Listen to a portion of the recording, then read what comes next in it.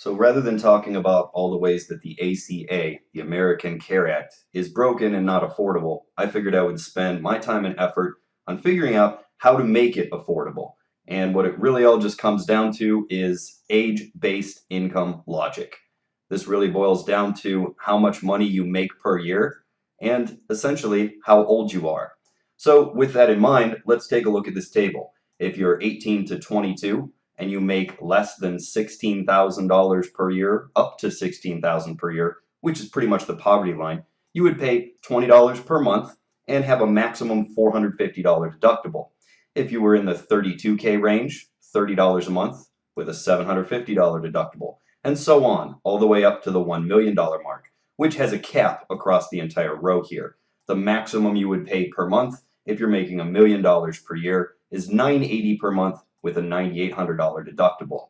Now, anyone who's in between this 32K to 512K bracket is essentially going to pay based on their age and their income.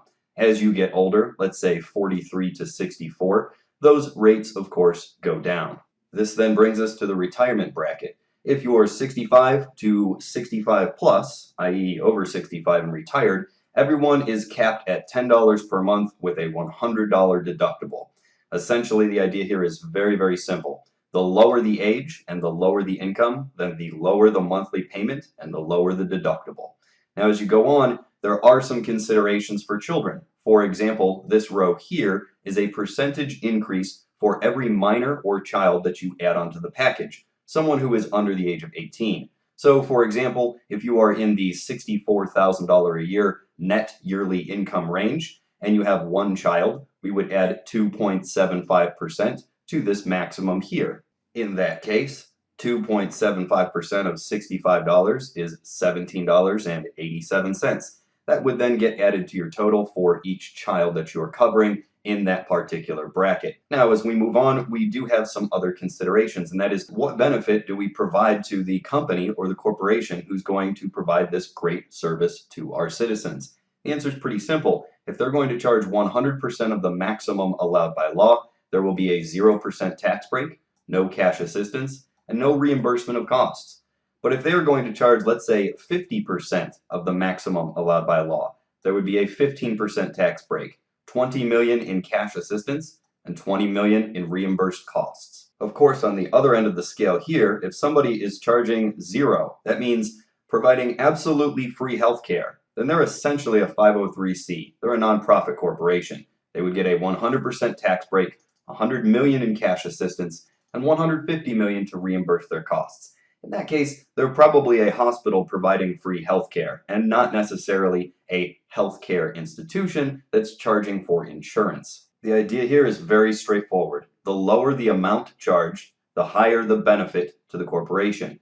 The higher the tax breaks and the higher the subsidies that company shall receive to offset the cost of providing insurance to all Americans. There are some rules and regulations we need to have in place in order to enforce this sort of thing and also make sure that it is tied to the amount of money that Americans are actually making, therefore truly making this affordable to pull off. For example, tying the maximum minimum rate available to the national minimum wage would be key. Let me give you an example. If minimum wage increases by $4, then the maximum rates of the 16 to 32K columns could increase by half of whatever amount the minimum wage increased. Let's take a look at this in practice. Let's say minimum wage is increased by $4. As a direct result, the most that the 16K and 32K columns could increase would be half of that $4. In this case, $2. So if minimum wage increases by 4, these two columns could increase by $2. The same thing would be true for the other columns, but they would be based on a deduction of federal income tax. So for every 1% that federal income tax is decreased, these columns could increase by 0.5%. And that's pretty much a wrap. Please feel free to take a look at anything in here and leave a comment or a note. If you have an idea that you think is better than the one that is up here, or you'd like to see some of these items adjusted, feel free to do so through Google Docs. I feel that the best way to conduct ourselves in a democracy is for the public to discuss these bills, and it's become pretty apparent over the years that our elected representatives aren't necessarily representing our interests. Best way to get our interest represented will be to have these types of exercises take place in a public setting, i.e., take a look at this bill. Tell us if you think you have better ideas. Let's send this up to Capitol Hill.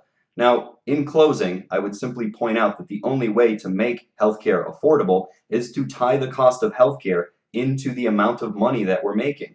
I don't really see any more logical way to do this than to take a look at what we're making as Americans and charge us appropriately. Hence the name ABIL, actually able to provide healthcare for Americans. Age-based income logic. Pretty simple and straightforward. Take a look, tell me what you think.